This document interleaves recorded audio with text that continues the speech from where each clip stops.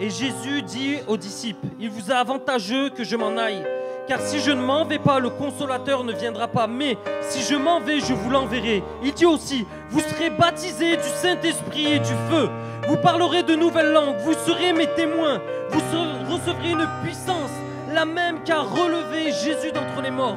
Car voilà ce qui arrive quand il descend, les maladies s'enfuient, quand il le voit, les paralytiques se lèvent et marchent, les sourds entendent et les boiteux marchent, les stériles ne sont plus, et ils vont avoir leur progéniture arriver. Par sa puissance, il guérit, renouvelle des vies.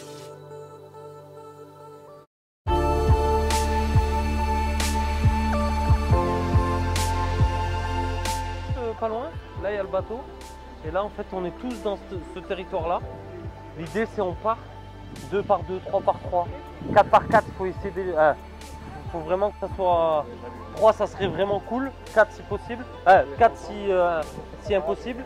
Essayez de mélanger les groupes, que les gars ne soient pas que avec des gars, ça peut le faire aussi, ok.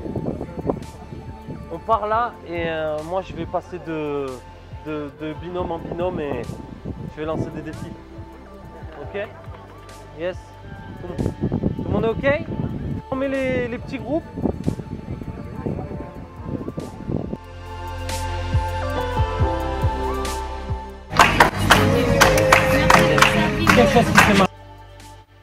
Et là en fait on est en train de marcher, on est tous en groupe et de loin j'aperçois cet homme. Bien sûr je le connais pas au premier abord et je vois une cicatrice sur son genou. Et là au moment où je vois la cicatrice sur son genou et je le sens un peu pâle, je me dis ok, j'ai ma porte d'entrée, je vais lui demander si je peux prier pour lui. Et en fait à chaque fois que nous allons aller vers des personnes, à chaque fois nous avons besoin d'avoir une porte d'entrée. Donc ça peut être quelque chose de physique ou vraiment de recevoir une parole de Dieu. Mais des fois, et souvent, on doit se lancer, on ne sait pas quoi dire. Et au moment où on se lance et on se laisse aller, là, il se crée un mot dans notre bouche, il se crée un contact qui ouvre vraiment une porte. Donc là, je l'arrête, je lui dis, excuse-moi, j'ai une question inhabituelle. Et je commence à prier pour lui. Il est important de comprendre que nous ne sommes pas juste des objets utilisés par Dieu.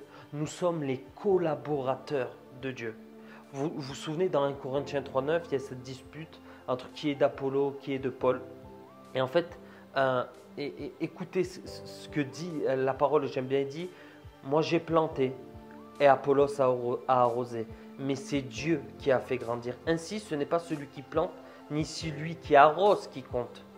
C'est celui qui donne la croissance. Celui qui plante et celui qui arrose sont égaux. Et ça, c'est important. Quand Dieu dit que nous sommes égaux, par la bouche de Paul, il est en train de dire que nous sommes tous, nous sommes tous enfants de Dieu. Aux yeux de Dieu, il n'y en a pas un qui a plus de valeur que d'autres. D'accord ? Et là, il dit ceci. Celui qui plante et qui arrose sont égaux, et chacun recevra sa propre récompense en fonction de son propre travail. Il dit en effet, nous sommes ouvriers avec Dieu. Vous êtes le champ de Dieu, la construction de Dieu, conformément à la grâce que Dieu m'a donnée. Là, c'est Paul qui parle. Et c'est important de comprendre, nous ne sommes pas juste des chiffons, nous ne sommes pas juste des personnes où Dieu nous utilise et basta, et on passe à autre chose. Non, nous sommes les collaborateurs de Dieu. Dieu n'attend pas qu'on fasse les choses pour lui, il attend qu'on fasse les choses avec lui. Et ça fait toute la différence. Honnêtement.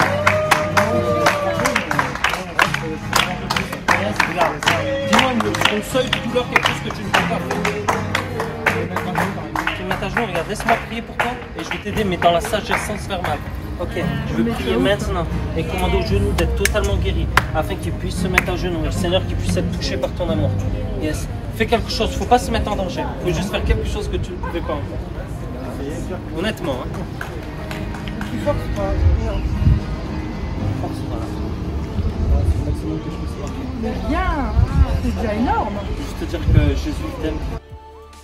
Et là arrive à un moment donné, je lui dis ceci, c'est pas juste en acceptant Jésus que ta vie va changer. C'est important de comprendre ceci. Alors, je néglige pas que le fait d'accepter Jésus, ou le fait de faire une simple prière de repentance, ou le fait de dire Jésus, je t'ouvre mon cœur, n'a pas d'effet. Mais quand nous voyons dans la Bible, Jésus ne nous demande pas de prier pour les malades ou de faire la prière de repentance. Il nous a dit guérissez les malades et repentez-vous. Et ça, c'est une action qui est importante à comprendre. C'est pour ça que dans ce temps que nous sommes en train de vivre avec cette personne, je prie pour lui, je prie pour que le Saint-Esprit puisse venir le toucher, mais ne négligeons jamais les personnes que Dieu nous donne. Et apprenons à prendre du temps avec eux. C'est pour ça que de suite, je lui ai donné mon numéro de téléphone. Pourquoi? Parce que je dois asseoir l'évangile. Je dois vraiment lui apporter le message qui va lui permettre de se repentir, de renoncer à sa vie d'avant pour suivre Jésus. Mais c'est important. Accepter Jésus, faire une simple prière, c'est bien. Mais on doit amener les gens à comprendre que la repentance, et pourquoi nous devons nous repentir, c'est parce que Jésus a payé un prix fort. Quand nous croyons que le simple fait de dire oui à Jésus va sauver les gens de l'enfer, c'est un gros mensonge. Pourquoi? Parce que Jésus n'est pas venu nous sauver de l'enfer.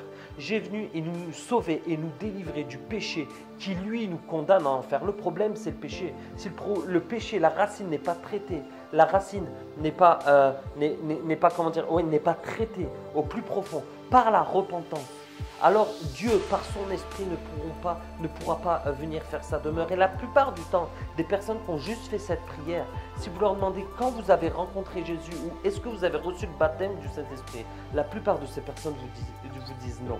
Et on ne peut pas faire des disciples et construire un édifice sur quelque chose où il n'y a pas le Saint-Esprit, où la personne n'a pas été immergée. Car c'est par l'esprit. C'est l'esprit qui conduit, c'est l'esprit qui amène les gens à maturité, à compréhension.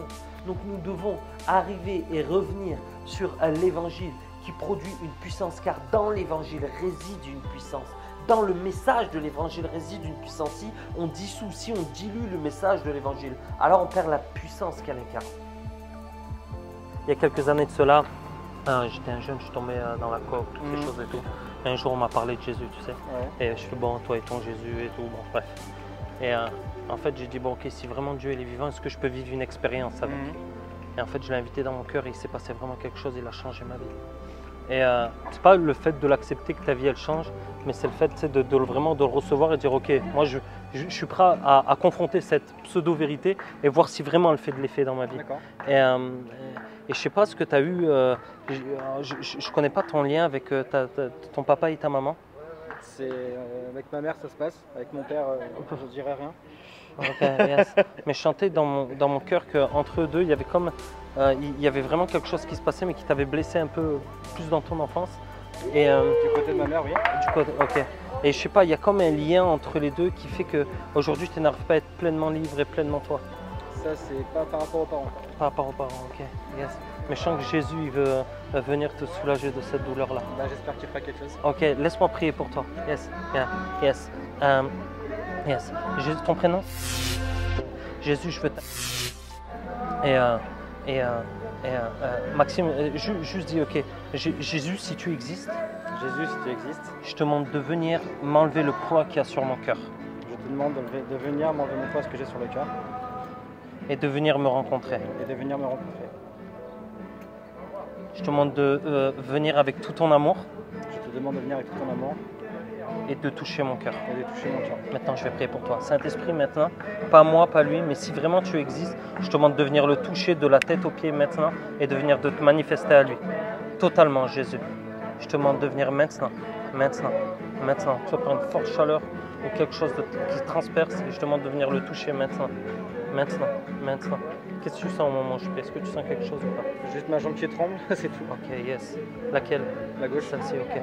Et Jésus, je te demande de le libérer totalement maintenant. Je te demande de le rendre libre totalement dans son cœur, dans son corps et de venir le toucher encore plus et de l'immerger maintenant, Jésus. Pas à propos de moi, pas à propos de toi, mais une expérience qui va te toucher maintenant. Maintenant, dans le nom de Jésus. C'est qui t'a offert cette pierre? C'est moi qui l'ai acheté. Ok. Pourquoi tu l'as acheté? Pour te protéger de quelque chose? Du tout, c'est parce que j'ai quelque chose en moi et j'y crois à fond. Donc, Ok. Yes. Ok. Jésus, il croit en toi et j'ai l'impression qu'il veut faire quelque chose de nouveau avec toi. Je ne vais pas t'embêter plus longtemps, mais j'aimerais vraiment que... Ah, tu crois en Dieu? Je crois en certaines choses, pas forcément en Dieu. Ok. Par rapport à l'expérience que j'ai et par rapport aux dons que j'ai. Ok, donc tu opères dans le magnétisme? Pas que. Ok. Mais toi aussi, tu as du magnétisme gestationnel. Ok, ok. Est-ce que tu peux prendre mon numéro? On ira se boire un café qu'une ou deux. tu veux. Vas-y, prends mon numéro. Yes. Parce que là, on est un gros groupe, on va dans Je les... vois. Tu fais tout du magnétisme? Non, en fait, nous, c'est pas du magnétisme, pour nous, c'est vraiment la présence de Dieu à l'intérieur de nous. D'accord. Et c'est pas par nos propres forces, en fait. On croit qu'il y a vraiment des puissances, mais il y a les puissances des ténèbres, on pense. Enfin, c'est ce que la Bible dit. Et puis, tu as la puissance de Dieu qui est pleine d'amour Lucas. et de paix. Lucas? Tu peux mettre guérisseur, mais je t'expliquerai ce que moi je crois par rapport à la guérison. Mais qu'on prendra vraiment un temps... Alors, il faut savoir Oser. que les ténèbres on dit par rapport aux ténèbres, par rapport à Jésus, à Dieu, tout ça, c'est pas forcément exact. Qu'on appelle maintenant les esprits. Ouais, Pour ceux qui appellent ça les esprits, c'est pas les esprits, c'est les entités. Après, il y a les entités mauvaises. Fais chier cette jambe. Ouais. Yes. Après, les Mais c'est la entités puissance du Après, il y a Saint-Esprit. il y a les entités mauvaises et les bonnes entités. Après, il faut juste savoir les différencier, savoir communiquer avec eux. Yeah. Et Simplement. j'aimerais vraiment prendre un... Il y en a qui sont là pour t'aider et d'autres qui sont là pour te pourrir. Il a Nous, la changé pierre, de la yes. pierre m'aide justement à communiquer avec les bonnes et pas avec les mauvaises. Ok, yes. Après, j'ai appris comment me défendre par rapport à Yes. tout ça. J'ai ma... Et à ce moment-là, il est comme perturbé, déstabilisé au niveau de sa jambe. En gros, j'ai ma tante qui est maître de Reiki, donc du coup, j'ai déjà passé mon maître de Reiki. Je suis ma-même maître de Reiki, mais je ne pratique pas sur les autres, je pratique que sur moi-même. Et je m'aide en fait par rapport à la nature à me ressourcer. Ok, yeah. Ce serait cool qu'on ait un temps de partage autour de ça, qu'on puisse partager nos expériences. Avec Et, plaisir. hein. Mais ravi de ton prénom déjà. Et aimé de Dieu. Et avant, Ciao. sois béni.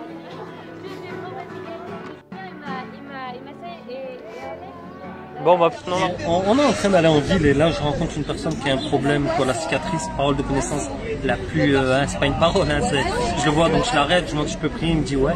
Je commence à revoir des paroles de connaissance concernant ses parents et il avait une pierre et concernant cette pierre et je commence à prier pour lui. Je dis est-ce que je peux prier pour que tu vives une expérience avec le Saint-Esprit? Il me dit ouais.